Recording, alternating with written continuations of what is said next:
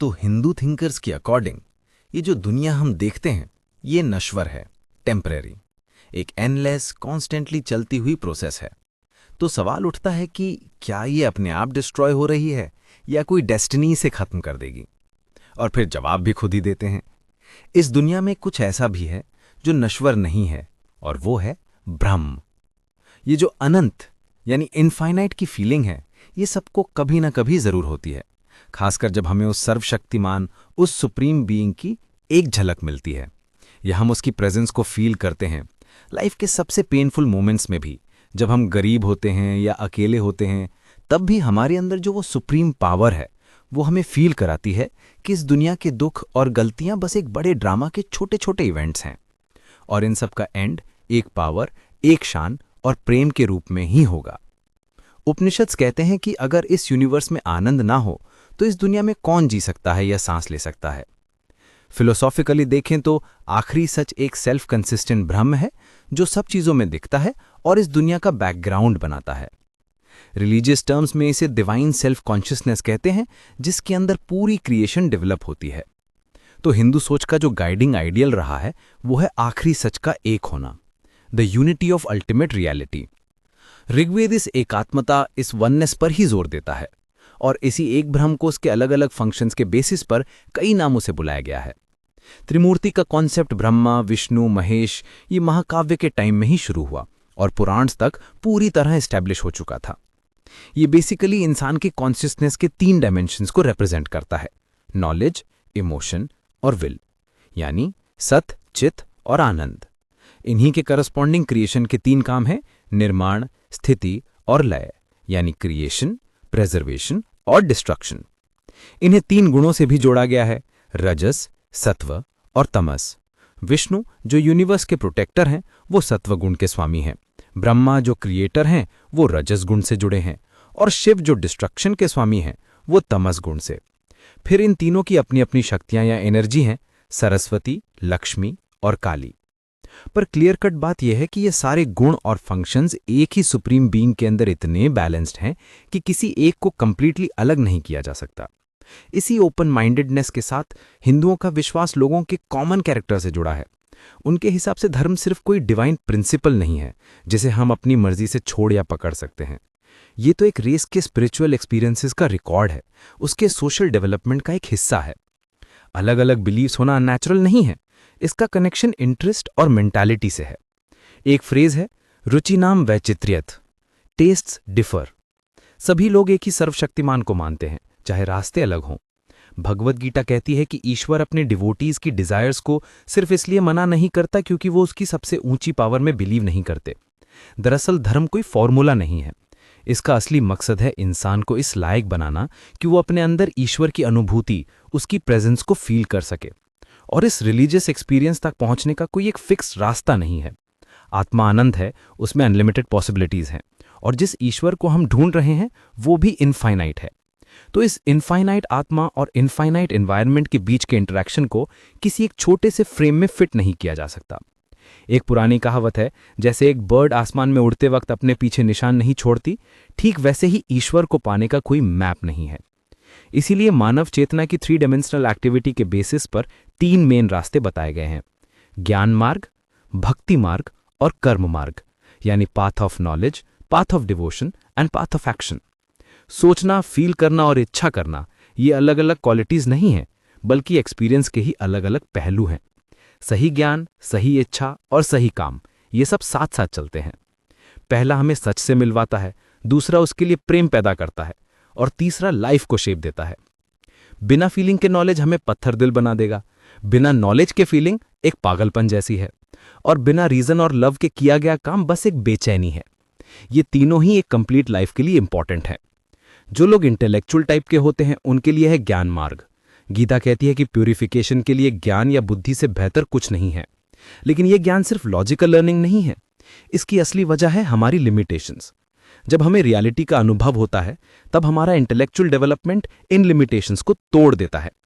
ये state concept और symbol से फ्री होती है और रियलिटी के करीब होती है। अब जो लोग इमोशनल नेचर के होते हैं वो ईश्वर को एक कंप्लीट ब्यूटी या प्रेम के रूप में देखते हैं और उसी के आनंद में खो जाना चाहते हैं। कृष्ण इसी तरह के प्रेम और सुंदरता के देवता हैं। भक्त ईश्वर के चरणों से लिपट जाता है और धरती की किसी भी चीज के बदले उन्हें छोड़ने से मना कर देता है। तुकाराम कहते हैं, मैंने तुम्हारे पांव पकड़ लिए हैं और अब मैं उन्हें जाने नहीं दूंगा। इसमें डिवोशन ही सब कुछ है। और फिर आते हैं प्रैक्टिकल माइंडेड लोग। वो ईश्वर की तलाश ड्यूटी में, काम में, समाज सेवा में करते हैं। ये है कर्म मार्ग। हमारी गुलामी तभी पूरी होती है जब हम ईगो को जकड़ना शुरू कर देते हैं, जब हम अपने चारों तरफ खड़ी की हुई सेल्फिशनेस की दीवार तोड़कर खुद को पहचानते हैं। तब हम डर से मुक्त होकर प्रेम करते हैं। सिर्फ मैकेनिकल मोरालिटी यानी बस नियम फॉलो करना काफी नहीं है। इसके लिए ईश्वर के साथ एक कनेक्शन भी जरूरी है। इसी सफर में एक सवाल मूर्ति पूजा यानी आइडियल वर्शिप का भी आता है। ऋग्वेद में इसका जिक्र नहीं है, ये बाद में शुरू हुआ। इसे अधूरे विकास के लेवल के साथ जोड़कर देखा जाता रहा है। इंसान का नेचुरल टेंडेंसी है कि वो सब चीजों में ईश्वर को देखे और वो ईश्वर को एक इमेज के रूप में आसानी से समझता है। वो सिंबल्स और आर्ट के अलावा अपने मेंटल पर्सपेक्टिव को एक्सप्रेस नहीं कर सकता। पर ये जो सिंबल्स हैं ये भी रियलिटी का एक एक्सप्रेशन हो सकते हैं, और जब तक वो ईश्वर को पाने के एफर्ट्स में हेल्पफुल हैं, उन्हें आमतौर पर एक्सेप्ट किया गया है। हिंदू थिंकर्स जानते हैं कि योगी ईश्वर को इमेजेस में ना देखकर अपने अंदर देखते हैं। वो मूर्ति पूजा को वर्शिप का एक निचला लेवल मानते हैं, जैसे दूध बच्चों के लिए और मीट बड़ों के लिए होता है। तो हिंदुइज्म ने एक ऐसा रिलीजियस एनवायरनमेंट बनाया है जिसमें एडवांस्ड फिलोसफिकल अंडरस्टैंडिंग के साथ साथ सिंबल वर्शिप के लिए भी जगह है। तो ये तीनों रास्ते हो गए। इसके बाद आती है बात नैतिक चरित्र की यानी मॉरल कैरेक्टर की, और यहाँ सबसे इंपॉर्टेंट कॉन्सेप्ट है धर्म। धर्म का मतलब सिर्फ रिलीजन नहीं है, ये एक ऐसी मॉरल कोड ऑफ कंडक्ट है जो लोगों की आपसी सहमति से बनती है। ये लोगों को अच्छे काम करने के लिए फोर्स नहीं करता, बल्कि उन्हें ट्रेन करता है। और ये कोई फिक्स्ड रूल बुक नहीं है, ये एक जिंदा चीज है जो सोसाइटी के विकास के साथ डेवलप होती है। धर्म के दो पहलू हैं, पर्सनल और सोशल, और दोनों एक दूसरे पर डिपेंडेंट है। हिंदू सोच ने एक इंसान की जिंदगी को इसकी तैयारी के लिए 4 स्टेजेस में बांटा है, जिन्हें आश्रम्स कहते हैं। फर्स्ट स्टेज है ब्रह्मचर्य। इसमें एक यंग माइंड को सेल्फ कंट्रोल, डिसिप्लिन और समाज सेवा के लिए तैयार होना पड़ता है। इसमें अमीर गरीब किसी भी क्लास का फर्क नहीं होता। इंसान की दूसरी स्टेज है गृहस्थ। इसमें उसे फैमिली की जिम्मेदारी निभानी पड़ती है। वो सोसाइटी का एक मेंबर बनता है और उसके राइट्स और रिस्पॉन्सिबिलिटी संभालता है। इस स्टेज का बहुत समान है क्योंकि एक गृहस्थ ही बाकी तीनों स्टेजेस को सपोर्ट करता है। तीसरी स्टेज है वनप्रस्थ। इसमें इंसान से उम्मीद की जाती है कि वो वर्ल्डली चीजों से अपना अटैचमेंट पर कंट्रोल करे और अपने अहंकार जैसे प्रॉपर्टी का घमंड या ज्ञान का घमंड, इन सब पर कंट्रोल रखे। ये सेल्फ सेक्रीफाइस की स्टेज है। और आखिरी स्टेज है संन्यास। इसमें इंसान पूरी तरह डिसिप्लिन्ड होकर मानवता की सेवा के फ्री स्पिरिट से आत्मा की शक्ति में ही शांति पाता है। इस स्टेज में उस एटर्नल पावर के साथ पूरा हार्मनी स्टैब्लिश हो जाता है। और ऐसे सन्यासी दुनिया छोड़कर भागते नहीं हैं। बुद्धा, शंकराचार्य, रामानुजा, ये सभी इस कैटेगरी में आते हैं। लाइफ के इन स्टेजेस के साथ साथ सोसाइटी के स्ट्रक्चर के लिए वर्ण सिस्टम का कॉन्सेप्ट भी आया। इसका आधार इंसान के अंदर मौजूद अलग अलग गुणों को माना गया था। जैसे कुछ लोग सोचने विचारने वाले होते हैं, कुछ में इमोशंस और करेज ज्यादा होता है, और कुछ प्रैक्टिकल काम करने वाले होते हैं। जिनके अंदर इन तीनों ही गुणों की कमी होती है उन्हें शूद्र कहा गया। इस तरह से इंटेलेक्चुअल, वॉरियर, एंटरप्रेन्योर और अनस्किल्ड वर्कर्स के 4 वर्ग बने, जो एक ऑर्गेनिक होल, एक पूरे शरीर के मेंबर्स हैं। ऋग्वेद में सोसाइटी को एक शरीर से कंपेयर किया गया है, सिर, हाथ, धड़ और पैर। यहाँ हर क्लास का अपना स्थान, अधिकार और कर्तव्य है। क्योंकि सभी काम इंपॉर्टेंट है, इसलिए किसी भी जाति के अहंकार को आदर्श रूप से बढ़ावा नहीं दिया गया है। ये अधिकार नहीं बल्कि जिम्मेदारियों के बारे में है।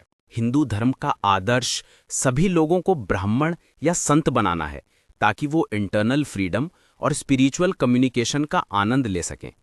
ब्राह्मणहुड को इंसान के नेचर का सबसे ऊंचा लेवल माना गया है। स्पिरिचुअल आदर्श के आधार पर ही सोशल स्ट्रक्चर बनाया गया था। एक ब्राह्मण से उम्मीद की जाती है कि वो अहिंसा का पालन करेगा, लेकिन सोसाइटी में एक वॉरियर क्लास यानी क्षत्रिय भी है, जिनका काम मरना और मारना है। इसे बनाने वालों ने आंख के बदले आंख वाले ह्यूमन रिएक्शन को समझा था। उन्हें लगा कि इसकी जड़ें ह्यूमन नेचर में बहुत गहरी हैं, इससे एकदम से हटाया नहीं जा सकता। तो जब बुराई के सामने सरेंडर करना गलत हो, तब वायलेंस से उसका विरोध करने की अनुमति है। लेकिन क्षत्रियों से भी कहा गया है कि ब्राह्मण्स द्वारा अपनाया गया प्रेम का भाव उनके द्वारा अपनाए गए बल के नियम से बेहतर है। इस तरह क्षत्रिय डेवलपमेंट के एक निचले लेवल को रिप्रेजेंट करते हैं, क्योंकि वो इंसान को ईश्वर के अंश के रूप में न देखकर सिर्फ हार्ड मास के रूप में देखते हैं।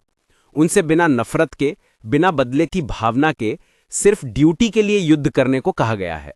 और यही चीज यानी वायलेंस के खिलाफ नियम जानवरों की दुनिया में भी लागू होता है। इसका लॉजिकल मतलब यह है कि हमें पशु का भोजन करने से भी दूर रहना चाहिए। हिंदुओं की डेली प्रेयर में ब्राह्मण और गौ रक्षा यानी काउ प्रोटेक्शन की मांग की गई है, क्योंकि ये दोनों पशु और मानव संसार के सिंबल हैं। लेकिन इन सभी धार्मिक विचारों के इतने सालों के सफर में कई क्रांतियां भी आईं। जब उपनिषदों का ज्ञान आम बहस में खो गया, तब बुद्ध आए और उन्होंने सच की सिंप्लिसिटी और मॉरल नियमों पर जोर दिया। जब धर्म सिर्फ कानूनी कल्चर बन गया, तब गीता के रचयिता ने सभी शुद्ध मन वालों के लिए स्वर्ग का दरवाजा खोल दिया। शंकराचार्य, रामानुज, कबीर, नानक, इन सब ने हिंदू विचार पर अपने गहरे निशान छोड़े हैं।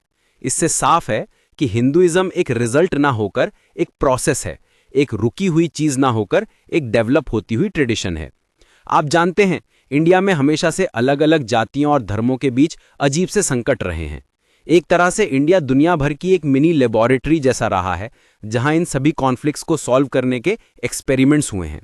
और इन सब के बीच हिंदुइज्म ने इस चैलेंज को कैसे फेस किया, ये देखना बहुत इंटरेस्टिंग है।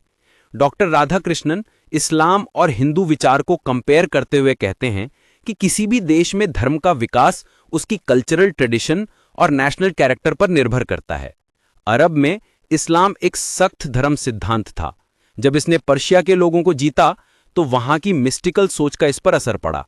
और इंडिया में, जहां लगभग 70 मिलियन लोग इस्लाम मानते हैं, उनका एक बहुत बड़ा हिस्सा हिंदुओं की तरह ही व्यवहार करता है।